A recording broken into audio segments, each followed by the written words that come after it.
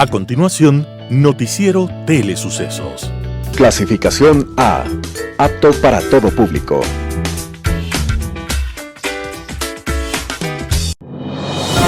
Inicie el día bien informado. El mejor noticiero de la mañana informando para usted.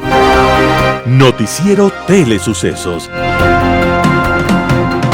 Primera parte del noticiero Telesucesos con las noticias más importantes del día. Estimados televidentes, bienvenidos a una emisión más de su noticiero Telesucesos.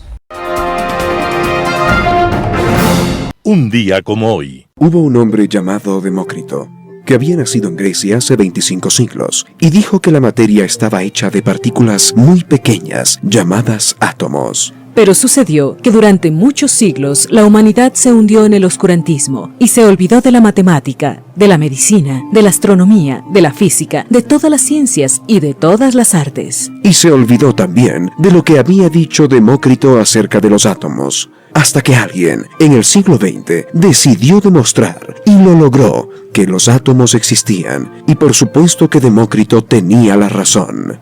Este personaje se llamaba Ernest Rutherford, era británico, y cuando un alumno le preguntó para qué se empeñaba en descubrir algo tan pequeño como el átomo, Rutherford respondió: porque soy tan insignificante en el cosmos que me gustaría hallar algo más pequeño que yo. Eso me llenaría de consuelo por un momento. Ernest Rutherford logró además el sueño de los alquimistas al lograr transmutar un átomo en otro, y sus aportes a la ciencia le merecieron el Premio Nobel de Física de 1908. Rutherford había nacido un día como hoy, 30 de agosto de 1871, y aunque su empeño era demostrar que existían partículas más pequeñas que él, la historia lo recuerda como un gigante de la ciencia. Lo mejor de la mañana informando para usted.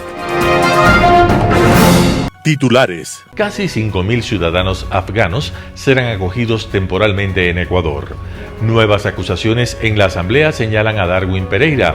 El 48% del gasto anual de salud lo paga cada ecuatoriano. Jorge Yunda enfrenta 5 procesos legales para sostener la alcaldía. Tras pérdida de preferencias, Ecuador buscará acuerdo comercial con Rusia. Puntos de vacunación cerrarán desde el 13 de septiembre. En salud, primeros auxilios psicológicos. En el segmento de opinión, precios de los combustibles. En política internacional, escoger su camino. Los editoriales serán de Jan Cano, el centro histórico según Jorge Yunda. José Hernández, ISA quiere la capitulación de Lazo. Noticias del día con Carla Sánchez. Casi 5.000 ciudadanos afganos serán acogidos temporalmente en Ecuador. La ministra de Gobierno, Alexandra Vela, reveló que se espera que alrededor de 5.000 ciudadanos afganos estén de paso en el Ecuador en una acción humanitaria coordinada con Estados Unidos hasta que se establezcan en este país. Vela aseguró que esta operación no significará gastos operacionales a Ecuador y que será costeada por el gobierno de Estados Unidos, que ha acogido a personas que ven amenazada su seguridad con la toma del poder por parte del régimen talibán, sobre todo mujeres, adolescentes y niñas. El gobierno ecuatoriano ha manifestado su total aceptación y apoyo a la protección de los derechos de estas personas, especialmente de las niñas, adolescentes y mujeres, cuyos derechos evidentemente no serán para nada respetados bajo el nuevo régimen, añadió la ministra de Gobierno. Se trata de una solicitud para recibir a un grupo indeterminado hasta este momento, pero que generaría y que giraría alrededor de 5.000 personas de origen afgano que han sido forzados a abandonar su tierra, han planteado por parte del gobierno de los Estados Unidos, dijo. Es una acogida de carácter humanitario, explicó la ministra, de carácter temporal, de manera que ellos vendrán al Ecuador bajo una condición de acogimiento de carácter humanitario y de protección de los derechos dentro de los tratados internacionales que es el Ecuador y que ha ratificado. Hay una condición que todo el mundo ha visto en los canales de televisión que evidentemente ponen en graves riesgos los derechos, el respeto del derecho a la integridad física, a la vida y a la libertad de estas personas. Este acogimiento será de carácter temporal. Vela aseguró que esta acción no representará para el Estado ecuatoriano ninguna erogación económica, porque su estadía y todos los gastos que impliquen serán asumidos por el gobierno de los Estados Unidos de América. Lo único que se le está pidiendo al Ecuador, tanto a su gobierno como a su ciudadanía, es la acogida y la protección para personas de evidente riesgo para su vida y para su libertad. Nuevas acusaciones en la Asamblea señalan a Darwin Pereira. Una nueva acusación de presunta corrupción apareció en la Asamblea Nacional. El asambleísta Bruno Segovia, independiente, pidió investigar mensajes enviados por un asesor de Darwin Pereira de Pachacutic, en los que estaría gestionando cargos en instituciones públicas. Este 26 de agosto pasado, Segovia dijo que recibió una captura de un chat de WhatsApp en el que un asesor de Pereira ofrecía puestos públicos para médicos, docentes, para el Ministerio de Trabajo y para la empresa eléctrica. No especifica cuál. No es labor de un asesor estar gestionando puestos en los ministerios. Nos llegó la información, pero no podemos revelar la fuente, aseguró el denunciante. Además, añadió que quien sabe dar respuestas es el asesor, más allá del legislador Pereira. Pereira, de su lado, respondió que ha pedido a su asesor que dé la cara ante las denuncias, pues él no tiene control sobre los mensajes que su equipo envía desde sus teléfonos. Añadió que, el ser el caso, le pedirá la renuncia. El 48% del gasto anual en salud lo paga cada ecuatoriano. En promedio, cada año, un ecuatoriano pone en su bolsillo el 48,43% del gasto para cubrir sus necesidades básicas de atención en salud. A pesar de que el Estado destina entre 8% y 10% del presupuesto a la salud pública, los servicios son deficientes y escasean los medicamentos. Entre los problemas, lo que provoca que los ciudadanos tengan que restar recursos de sus ingresos para suplir las falencias del manejo político. Según un estudio del Observatorio del Gasto Público de la Comisión Económica para América Latina y el Caribe, CEPAL, Ecuador es cuarto país de la región donde las personas tienen que sacar más dinero de su bolsillo para conseguir una atención de salud medianamente adecuada. Venezuela y Guatemala encabezan la lista con un gasto directo de los ciudadanos de entre 64,33% y 52,22% para suplir las falencias de los servicios públicos. El gasto sale de los decrecientes presupuestos familiares que se va a la adquisición de medicamentos, copagos, consultas del sistema privado, compra de insumos, tasas de seguros privados, deducibles, entre otros, dice el estudio. El problema se agrava porque al no tener el dinero suficiente para atenderse en el sector privado, más del 60% de las familias posponen las citas médicas, los exámenes y las atenciones. Esta realidad como da resultado que cada vez más personas acudan al médico cuando sus enfermedades están muy avanzadas y tienen complicaciones graves. Así los costos que tienen que asumir se disparan a mediano y largo plazo y al mismo tiempo se profundiza la baja capacidad de respuesta y la eficiencia del sistema público de salud. De acuerdo con el Banco Interamericano de Desarrollo BID, las principales fuentes de esa ineficiencia son desprecio de insumos, desperdicio de insumos, duplicación de exámenes, estadías hospitalarias innecesarias, regulación de precios de los medicamentos y la escasez de los mismos, falta de especialistas, equipos sub o mal utilizados, entre otros. La ineficiencia del gasto sanitario también se expresa en la subutilización de medicamentos genéricos y la compra de medicamentos de marca, 40% más caros y cuya carestía deben terminar subsidiando el gobierno, asegura el organismo multilateral. Los países más afectados en términos de pobreza también son los de mayor posibilidad que tienen de dejar sin atención médica a las familias. Los primeros lugares en la lista están ocupados por Venezuela, Argentina, Perú, Brasil, Ecuador y México. Jorge Yunda enfrenta 5 procesos legales para sostener la alcaldía. La disputa legal y política por la alcaldía de Quito aún no se define. El proceso avalado por la comisión de mesa, conformada por los concejales Santiago Guarderas, Fernando Morales, Mónica Sandoval y Analía Ledesma, fue impulsado el 22 de abril del 2021 por el Frente de Profesionales por la Dignidad de Quito. Ese fue el punto de partida que dio paso a procesos legales de defensa por parte de Yunda y de denuncias en su contra por parte de integrantes del Consejo Metropolitano y de personas ajenas a la estructura municipal. Hasta el pasado 26 de agosto son 5 los procesos abiertos que debe enfrentar la primera autoridad de la ciudad. El 26 de agosto de 2021 se tenía que llevar a cabo la audiencia en la que el juez Ángel Torres iba a tratar la denuncia presentada por Santiago Guarderas en contra de Jorge Yunda por una supuesta infracción electoral muy grave. Esta quedó suspendida debido a que la defensa de Yunda logró recusar a Torres. Guarderas acusa a Yunda de no haber cumplido la sentencia del TCE que ratificaba su remoción del cargo por parte del Consejo Metropolitano. Ahora será el Pleno del TCE el que se encargue de resolver este proceso. Hasta que ello suceda, la referida audiencia se mantendrá en suspenso. Las denuncias fueron presentadas por separado. El 14 de julio, Jessica Jaramillo, representante del Frente de Profesionales por la Dignidad de Quito, y el 6 de agosto, Sara Serrano, en representación del Cabildo Cívico del Centro Histórico de Quito. Las denuncias hacen referencia al incumplimiento por parte de Yunda a la decisión del TCE de ratificar su remoción del cargo. La decisión del TCE fue publicada el 1 de julio y fue parte de la absolución de consulta del propio Yunda, que solicitó al máximo ente de justicia electoral del país y ratificó que el proceso cumplió con todas las formalidades establecidas en el Código Orgánico de Ordenamiento Territorial (COTAT). En un principio, la audiencia estaba pactada para el 27 de agosto, pero tras la acumulación de causas se postergó para el 2 de septiembre. Tras un intento de recusación al juez Arturo Cabrera, la tarde del 25 de agosto no se dio paso a la misma imprudentemente por este proceso que sigue en marcha y se realizará en la fecha antes mencionada. Tras pérdida de preferencias, Ecuador buscará acuerdo comercial con Rusia. El Sistema Generalizado de Preferencias SGP que otorga Rusia como parte de la Unión Económica Euroasiática (UEA) para un grupo de productos ecuatorianos vence el próximo 11 de octubre.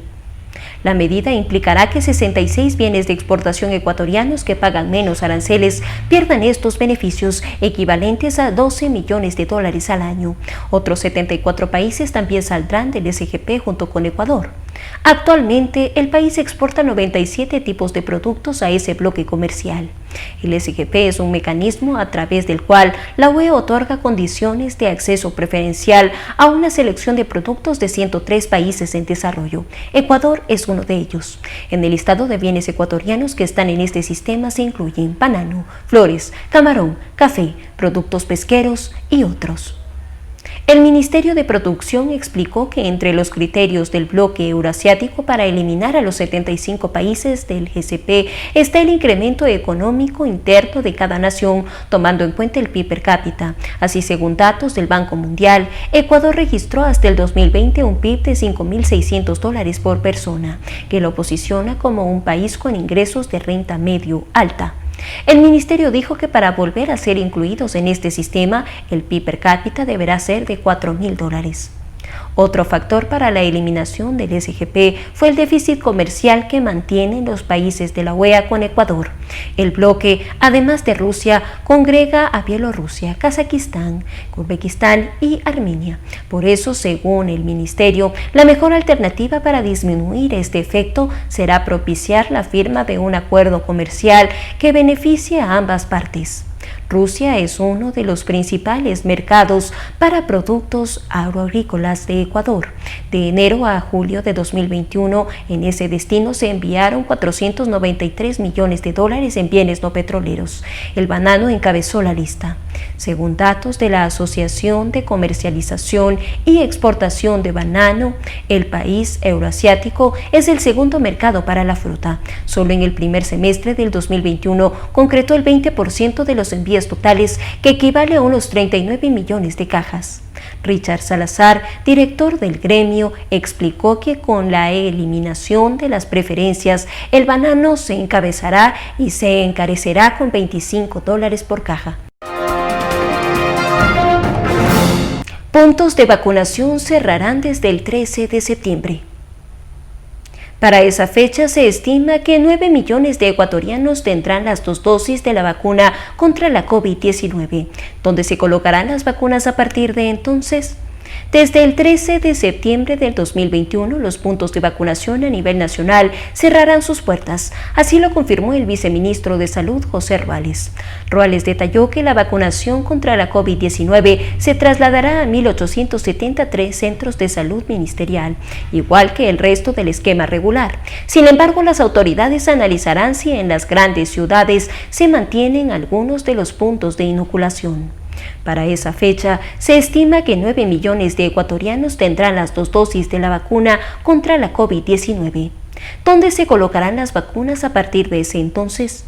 Desde el 13 de septiembre de 2021, los puntos de vacunación a nivel nacional cerrarán sus puertas. Así lo confirmó el viceministro de Salud, José Ruales, en una entrevista. Ruales detalló que la vacunación contra la COVID-19 se trasladará a 1.870 centros de salud del Ministerio, igual que el resto del esquema regular. Sin embargo, las autoridades analizarán si las grandes ciudades se mantienen de algunos puntos de inoculación. Segunda parte del noticiero Telesucesos, opinión de importantes personajes de la actualidad nacional en política, economía, salud y educación.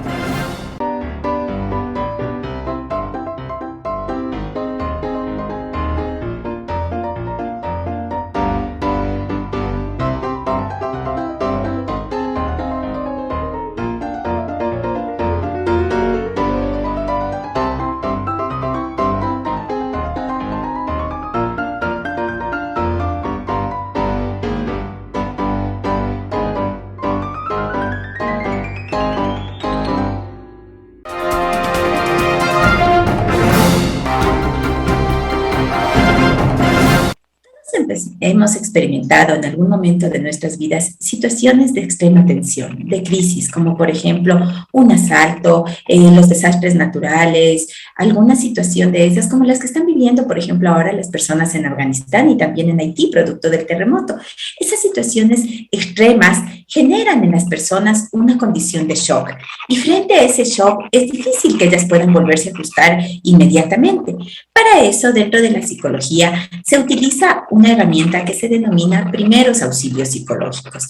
Y esta herramienta tiene como propósito ayudarle a la persona que está atravesando esa situación de shock, de tensión, de angustia absoluta frente a la condición que le ha tocado vivir para reajustarse nuevamente y para poder prevenir además situaciones patológicas a futuro. Se estima que alrededor de nuestra población, entre el 50% de nuestra población, en algún momento también ha vivido estas situaciones traumáticas, en algún momento de su vida. Y es aquí donde estos primeros auxilios psicológicos van a ser fundamentales para ayudarle a la persona. Les decía que es una herramienta que tiene como propósito justamente el acompañamiento de la persona en estas situaciones de estrés o situaciones catastróficas. Y como objetivos, 3 aspectos fundamentales. Contener a la persona en esta situación de ansiedad que ella está viviendo. Por otro lado, también ayudarle a reorientarse frente a las necesidades inmediatas que se presentan para ella y finalmente prevenir una patología futura. Esto se utiliza a través de 5 etapas que se las denomina A, B, C, D y E. La primera etapa, que es la A justamente, hace referencia a la escucha activa, es decir, esto implica un sentimiento de profunda empatía hacia esa persona que está en esta situación de crisis, en esta situación de tensión absoluta, para escuchar lo que eso ha generado, lo que esta situación ha generado, sus temores, sus angustias, el pánico que pudo haber experimentado frente a una situación de ese estilo y poder acompañarle empáticamente. Después viene la fase B, ¿Qué significa de alguna manera una reeducación en su ventilación, en su forma a través de la cual ella puede aprender a disminuir un poco ese estado de ansiedad tan grande que puede tener? Como usualmente aquí se trabaja con las personas enseñándoles técnicas de respiración, de centrarse en el momento actual para que empiece a regularse esos niveles tan elevados de ansiedad que se observan en un momento determinado.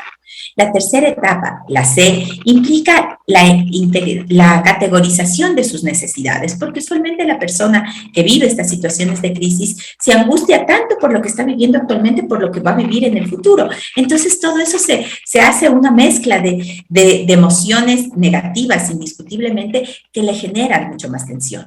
Por eso, dentro de estos primeros auxilios psicológicos, esta etapa se orienta justamente en ayudar a la persona a categorizar cuáles son las necesidades prioritarias que está teniendo en este momento. Después, las siguientes, las que se van a venir a futuro, se van a categorizar tal vez con un menor grado de valoración, y así la persona va a poder enfrentar cada uno de los momentos que va atravesando en la situación que está viviendo en ese momento.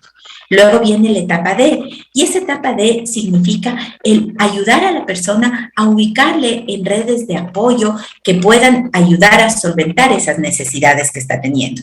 Puede ser desde el punto de vista médico, desde tal vez un refugio, es decir, diferentes situaciones que le ayuden a la persona a sentirse contenido, a sentirse apoyado frente a lo que está viviendo. Y la última etapa, pero no menos importante, significa la psicoeducación. Y en esta etapa, justamente la persona que está haciendo el acompañamiento en estos primeros auxilios le va a explicar a la otra persona que estos estados emocionales que está teniendo van a ser recurrentes a lo largo de ciertos momentos en las semanas posteriores, en los días o en los meses inclusive posteriores, pero le va a enseñar cómo irlos manejando y enfrentando. De esta manera, los primeros auxilios psicológicos se constituyen también en una herramienta fundamental para acompañar a las personas en crisis. No solamente implica la parte, los primeros auxilios, la parte médica, la parte del bienestar físico también, sino que el bienestar emocional va a ser fundamental. Y esto nos va a ayudar a prevenir el trastorno del estrés postraumático, que hablaremos en una siguiente ocasión. Muchas gracias. Opinión. Estimados amigos y amigas, gracias por estar con nosotros nuevamente en este programa de Telesucesos. Hoy vamos a hacer un comentario de un tema que cada vez cobra mayor importancia en el país, de todos los problemas que tenemos en la sociedad ecuatoriana. Y esto tiene que ver, pues, con el precio de combustible, el precio de gasolina, el precio del diésel, etcétera. En general, todo lo que se llaman los derivados del petróleo. ¿Sí? Digamos, fundamentalmente esto ha venido a ser un tema de discusión nacional por efectos de la política que ha seguido el presidente Lasso en materia de determinar mes a mes el precio de los combustibles, en función de una fórmula que se estableció desde el gobierno anterior. Una serie de grupos muy respetables, por supuesto todos ellos, entre ellos los choferes, los dirigentes de los varios gremios de choferes, han estado pidiéndole al gobierno que hay efectos no adecuados para ellos, para su sector y en general para el país. Pero también hay otros grupos, entre los cuales está la CONAI, el partido político Pachacute, que es el brazo político de CONAI, igual que otra serie de personas que han dicho al gobierno, han pedido al gobierno que elimine toda esta política, que los decretos en que se basa el ministerio correspondiente para mes a mes ajustar los precios en función de una fórmula que tiene que ver con cómo evolucionan el precio del petróleo en el mundo, sencillamente deben ser eliminados. Ese es un pedido básico que tiene la CONAI fundamentalmente. Pero también se dice, y se le dice al gobierno sencillamente, oiga, recíbenos para poder charlar sobre eso y otros temas más. Los choferes han decidido, mis amigos, algo que es muy positivo los dirigentes. Es decir, tenemos problemas con el precio de los combustibles, pero aceptamos el pedido del gobierno de sentarnos a conversar sobre el tema.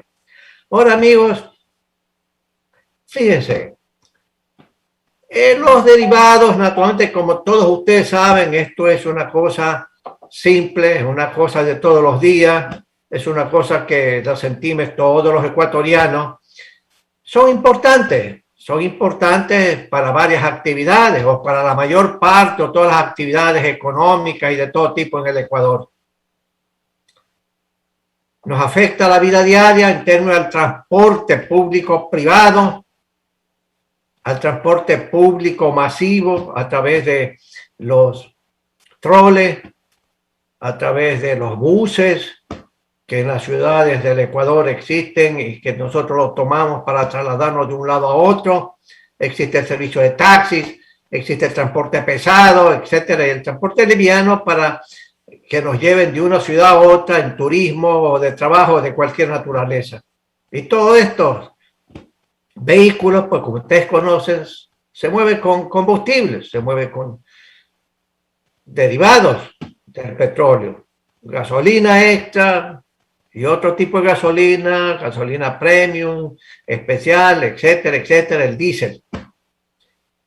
Y naturalmente, las personas preocupadas indican que no solamente les afecta a sus empresas, a sus bolsillos personales, sino que también dicen que esto afecta al país vía inflación. Y que la inflación pues perjudica a todo el mundo. Entonces, en esta serie de argumentaciones hay que tener cifras. No necesariamente del gobierno y del presidente, sino cifras que los organismos técnicos gubernamentales establecen, como el Instituto de Estadística y Censo, que mes a mes hace una investigación sobre los precios. Y en materia inflacionaria, uno observa que el aumento de precios de combustible que se hace mes a mes, que tampoco es un aumento pues, de 10, de 15, de 20, de 30% mensual, naturalmente no tiene efectos que pueden preocupar realmente. La inflación es un tema macroeconómico, económico, que sencillamente no nos preocupa hoy a los ecuatorianos. Entonces, esa información la tienen y la deben tener los choferes profesionales, sus dirigentes, las tienen y lo deben tener sencillamente, y si no lo tienen, tienen que pedirlo, los dirigentes de la CONAI, de Pachacútec, de los dirigentes políticos y los gremios de todo tipo. De tal manera que esa argumentación en una mesa de negociaciones, de diálogo, tiene que salir y tiene que mostrar el gobierno para decirle a los transportistas, para decirle a los señores indígenas, mire, estos son los datos nacionales y no estamos mintiendo. Por lo tanto, la argumentación de que la inflación es preocupante en el Ecuador debido al aumento de precios de combustible no es cierta. No responde a los hechos específicos. Pero aparte de eso, queridos amigos, no se puede dejar de reconocer que el aumento de precios de combustible afecta naturalmente a los ingresos, por ejemplo, de los choferes, porque a los ingresos netos me refiere, ¿no? Porque eso implica que los choferes, tanto los taxistas como los de transporte pesado o los de transporte urbano, etcétera, sencillamente cuando compran gasolina de cualquier tipo, cuando compran el diésel, sencillamente tienen que pagar más. Y entonces los ingresos netos, de los ingresos menos los costos, sencillamente se les reduce, a menos que aumenten las tarifas por sus servicios. Y naturalmente no se puede negar que hay un efecto de esa naturaleza, pero no es el efecto que algunas personas piensan, no es el efecto, ¿sí? Entonces, los choferes, los transportistas han incurrido en un acierto, sentarse con el gobierno. Han preferido no estar en manifestaciones en las calles, sentarse, dialogar. ¿Y dialogar sobre qué? Sobre los efectos de la medida. Veamos la estructura de costos, veamos los costos de los choferes, de los camiones, porque no solamente es el combustible el que sirve para movilizar un carro. sino también hay que mantenerlo. Hay otra serie de gastos que tienen los choferes y no se puede decir que no, pero ¿cuál es el efecto en la estructura de costos? Y eso es un tema que se está discutiendo.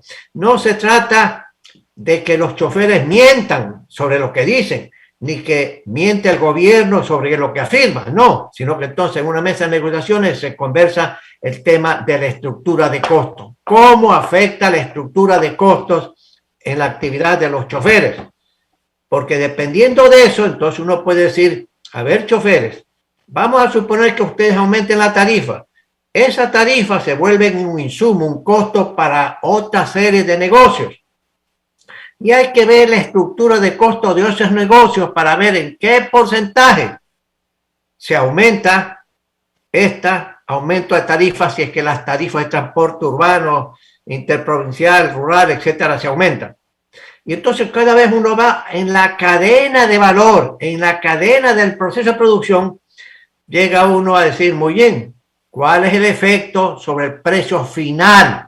A veces de los alimentos o de cualquier otro producto. Y el efecto es, créanme amigos, los cálculos indican eso, es un efecto muy pequeño. Pero ¿cómo? ¿Cómo llegar a conclusión? Bueno, en una mesa de diálogo se votan y se analizan todas las cifras y cada parte entra a negociar con objetividad, sin ideología, sin políticas de ningún tipo, sino objetivamente cuál es la estructura de costos.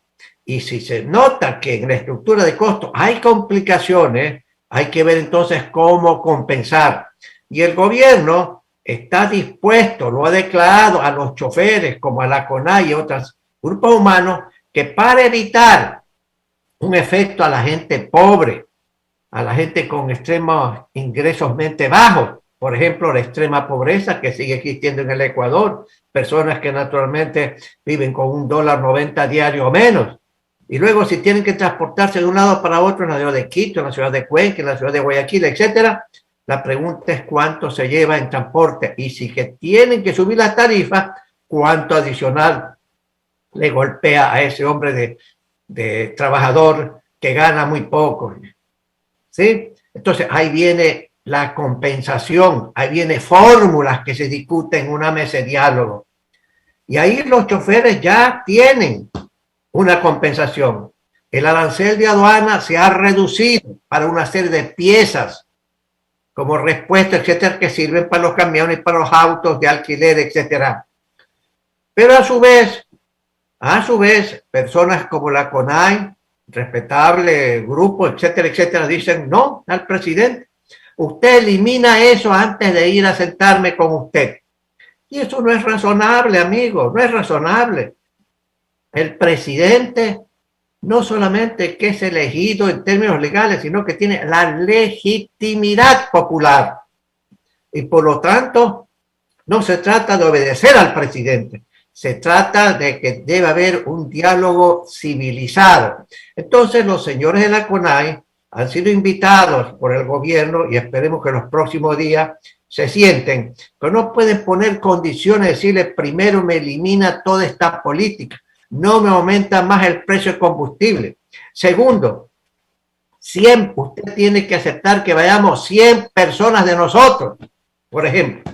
O tercero, también, perdónenos o reestructure toda la deuda que tenemos, los agricultores pequeños, etcétera, etcétera, etcétera. No se pueden poner condiciones de esa naturaleza. Esos temas son un tema para el diálogo. Sí, eso sí, para el diálogo. Y el gobierno está abierto. Un gobierno que esté en el poder de forma legítima y legal. Porque la mayoría de los ciudadanos ecuatorianos votamos por ese presidente. Y yo estoy seguro que mucha gente de la CONAI votó por el señor Lasso. ¿Sí?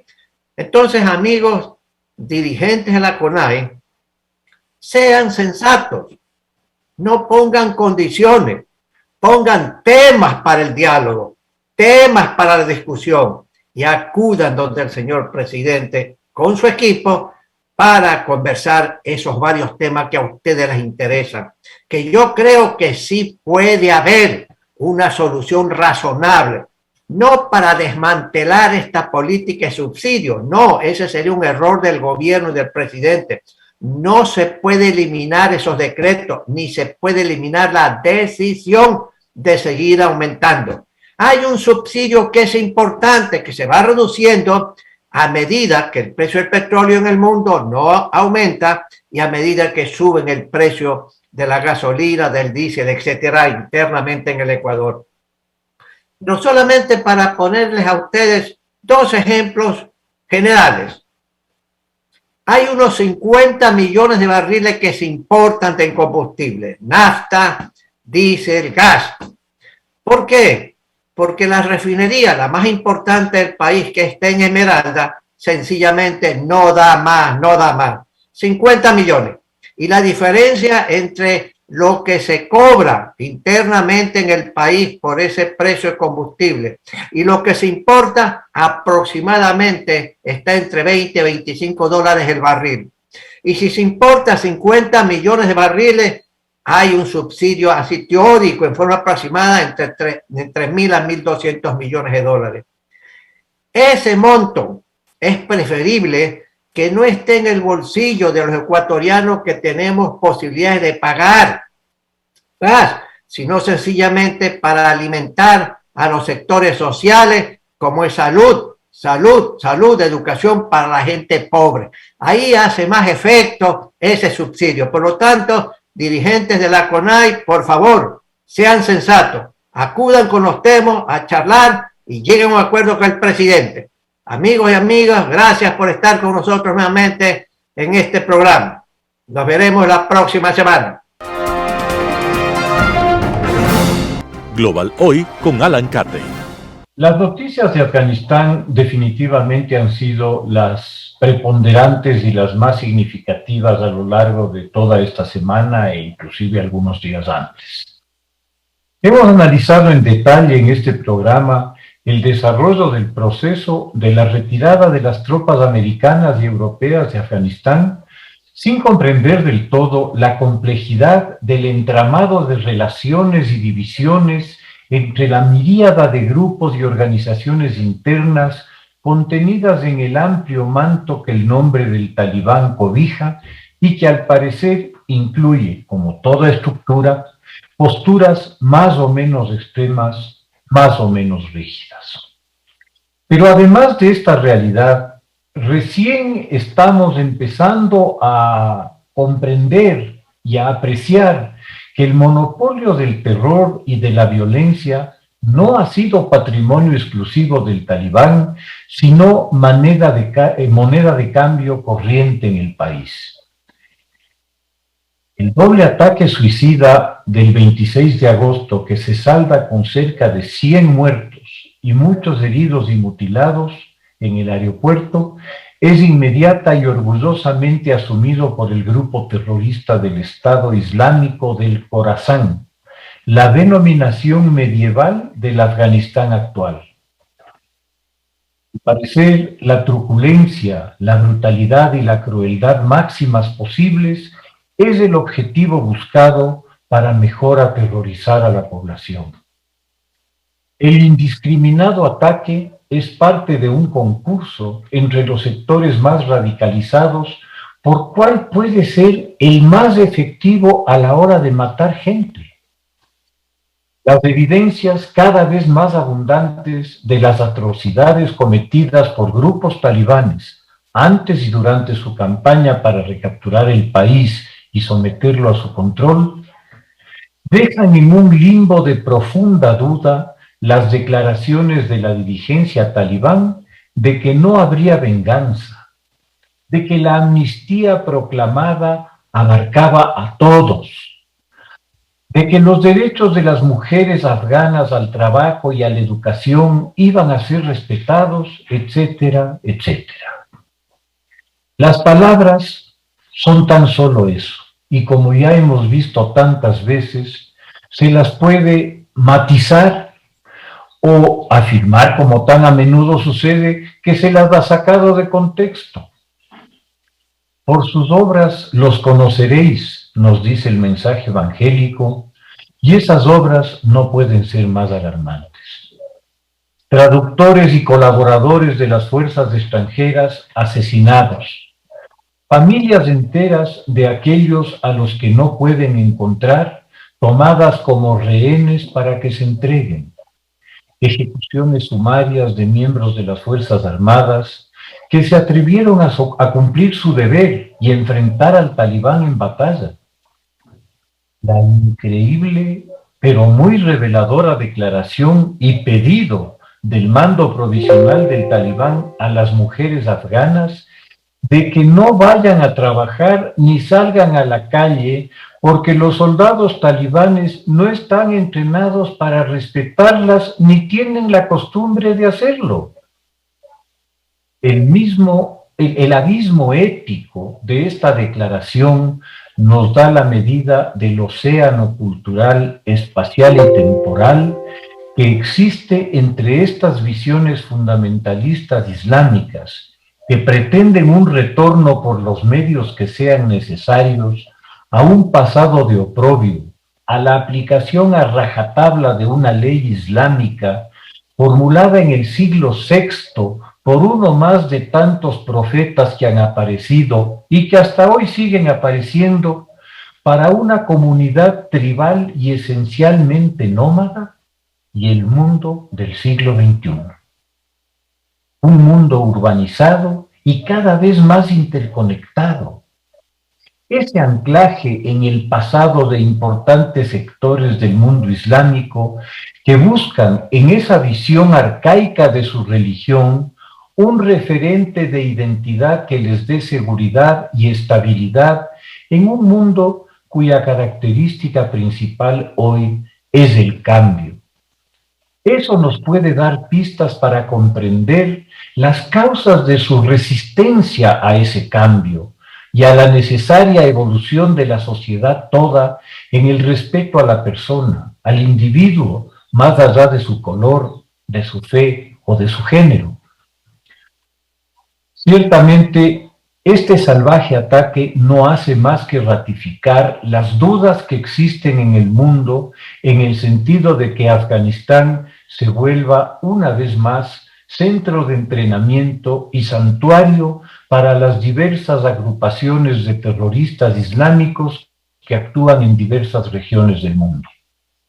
Tanto Al-Qaeda como el Estado Islámico han establecido franquicias en numerosos países, particularmente en el África subsahariana y oriental, además, claro, de sus células operativas entre musulmanes europeos en sus países.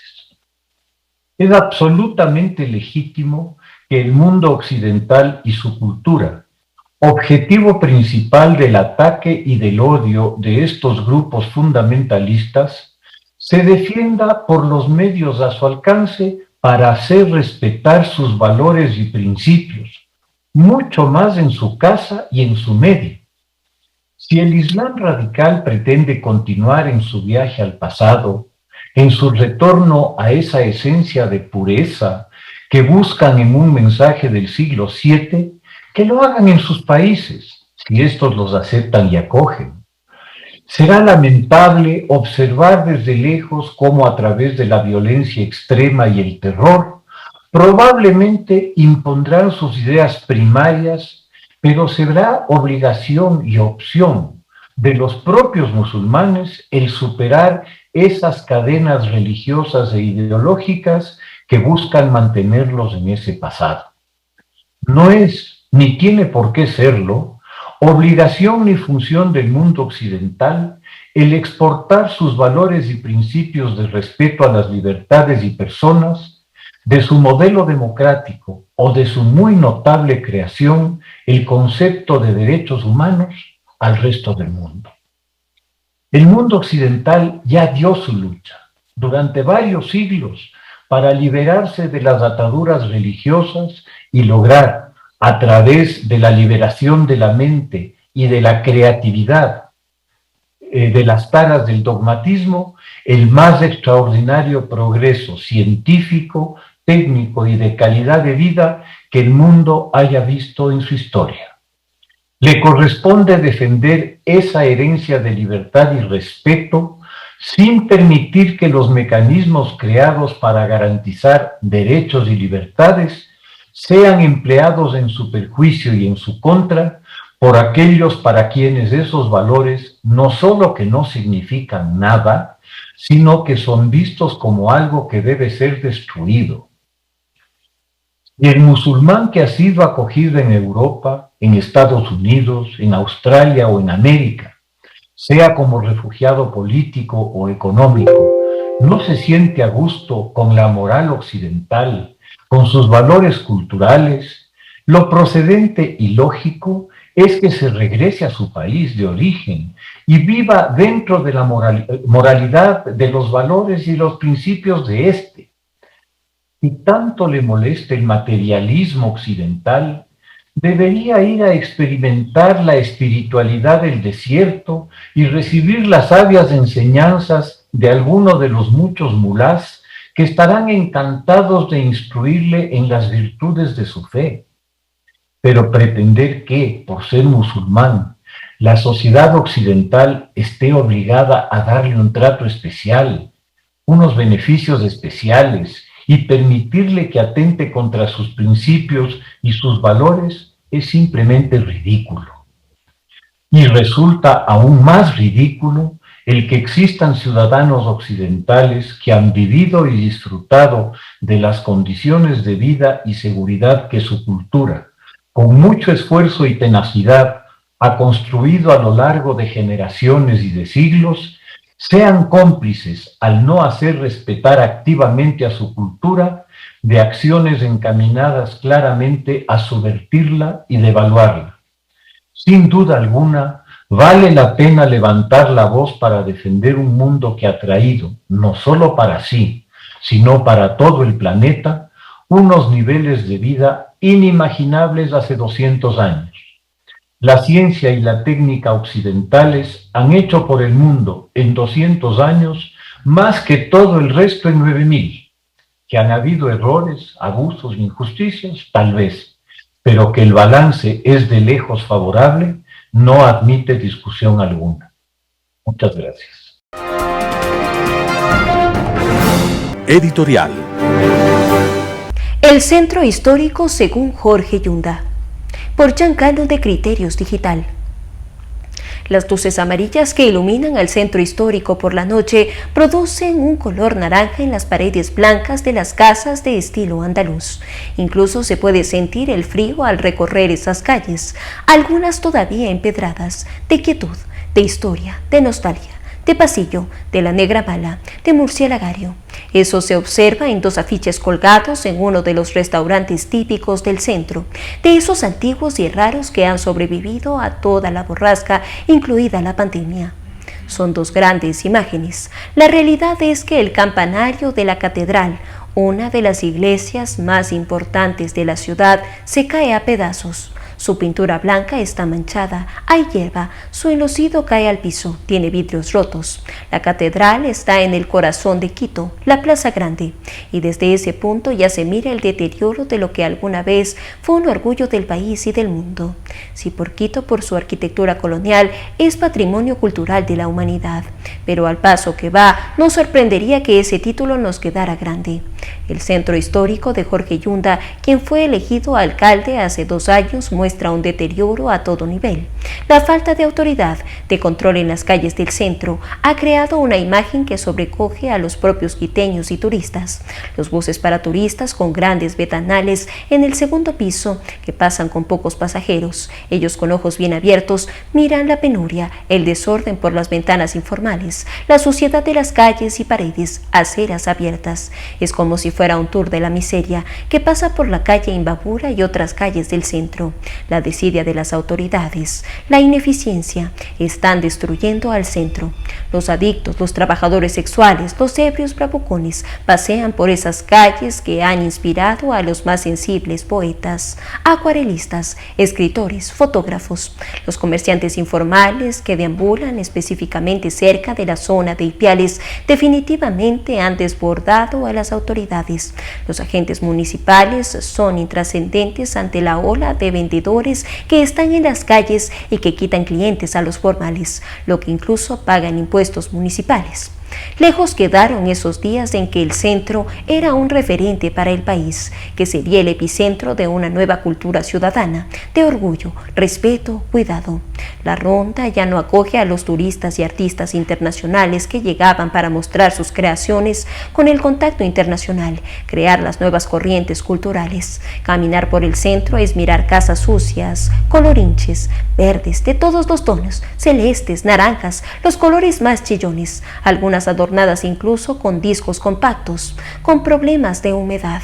Hay un contraste con el pasado, con las callejuelas de los viejos afiches de ese restaurante donde las torres y cúpulas imponen su esplendor, como si en verdad ahí arriba hay amparo divino. Afuera en la calle es como si todo fuera un infierno. Es el centro histórico según Jorge Yunda, duramente cuestionado por su ilegitimidad. Por Giancano de Criterios Digital. ISA quiere la capitulación de Lasso. José Hernández, 4 Pelagatos. Leonidas Issa está tornando innecesario el diálogo de la CONAIE con el gobierno. Volvió a fijar un ultimátum al presidente Guillermo Lasso. Ahora tiene hasta el 11 de septiembre, según expresó en Radio La Poderosa, del minuto 1:05 hasta el minuto 1:36 de esta grabación, para dejar sin efecto los decretos emitidos por Lenín Moreno sobre el precio de los combustibles. Y dijo que eso se puede hacer con el diálogo o sin él.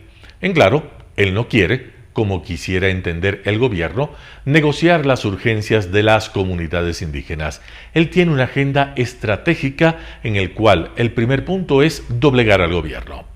El mecanismo es reponer los subsidios de los combustibles. Igual sucedió con Lenín Moreno.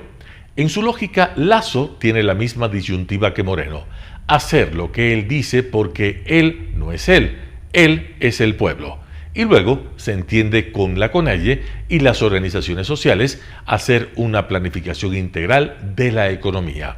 De lo contrario, Lasso deberá imponer en las calles con violencia, dice él, la decisión de mantener las bandas y focalizar el subsidio. Issa no es políticamente sofisticado y es terriblemente predecible. Vuelve a dar la razón a aquellos que presumían, tras leer su libro Estallido, que él tomaría el poder en la CONAIE e inmediatamente plantearía otro octubre del 2019. Eso es lo que está haciendo. Y es tan mecánico que lo hace pensando en que coincidan hasta las fechas. La única diferencia esta vez es que ha activado el Parlamento de los Pueblos para generar, desde ahora, la impresión de un frente popular. Issa gana cobertura política y los sindicatos disfrazan, gracias a esa alianza, su carencia de convocatoria. Issa confirma de paso todos los presupuestos políticos que se han hecho sobre su estrategia, su aversión al diálogo como instrumento para acordar, su única visión que contiene el verbo imponer. Los ultimátums y las amenazas son las consecuencias de esa visión en la cual él se ubica en el marco del imaginario político como el único representante del pueblo. Ese es su estatus. El presidente queda así reducido a ser el representante de Pelucolandia criolla, organismos imperialistas como el FMI y el CIADI y las empresas transnacionales. No solo eso, él decide cuál es la interpretación que el país debe dar a la elección de Lasso, que es, se entiende, cumplir con el programa político que Issa y los sindicatos decidan. En este contexto, él se siente interlocutor único de Lasso. Su movida está dirigida a apoderarse de la legitimidad de la representación popular, el escenario político y la agenda nacional. Issa no busca el diálogo racional. Su negocio político está en la producción de antagonismo. Por eso no habrá matemática posible ni fórmula de la focalización que lo convenza. Lo deja traslucir al mantener contra toda evidencia que las bandas de los precios a los combustibles han producido una especulación que solo está en su imaginación. La deflación que registran los índices económicos no existe. Y no entenderá, no por falta de neuronas, sino por exceso de religión ideológica, que parte de la reactivación económica está en redireccionar el dinero público hacia la protección de los más vulnerables y evitar el desangre de recursos que van a grupos sociales que no los necesitan. Por eso, soba el lomo de los transportistas para devolverlos al redil. Transportistas que ahora saben, porque el presidente les explicó, que el precio de los combustibles es una ínfima parte de sus gastos operativos y que además el precio de los combustibles para transporte público será focalizado. Isa no habla a la razón, escarba en viejos automatismos, en viejos prejuicios, en ideas trasnochadas. Él no piensa en acumular capital político para negociar con el poder actual avances para sus comunidades. Quiere usar a sus comunidades para su proyecto político, que es la instauración del comunismo indoamericano. No dice en los micrófonos lo que escribió y piensa. Ahora incluso niega que esté haciendo política. Se refugia en los problemas económicos, que son reales y que son innegables, pretendiendo hacer creer que las soluciones pasan por reponer los subsidios a los combustibles. 40 años de lo mismo es un dato que no interesa a Isa. En la entrevista con Osvaldo Morocho es claro que no le interesa el diálogo con el gobierno. Le interesa la capitulación de un gobierno que no cumple ni 100 días. De lo contrario, él instalará al país en la violencia callejera. Ese es el único diálogo que, dicho por él, le seduce. José Hernández, 4 Pelagatos. Y así finalizamos una emisión más de su noticiero Telesucesos. Manténgase en la sintonía de nuestra programación y no olvide seguirnos por nuestras redes sociales. Nos encuentran en Facebook como Telesucesos Quito, en Instagram como @telesucesos_, en Twitter como @telesucesos29, en YouTube como Telesucesos HD y también por nuestra página web www.telesucesos.net. Hasta la próxima. Lo mejor de la mañana informando para usted. Noticiero Telesucesos.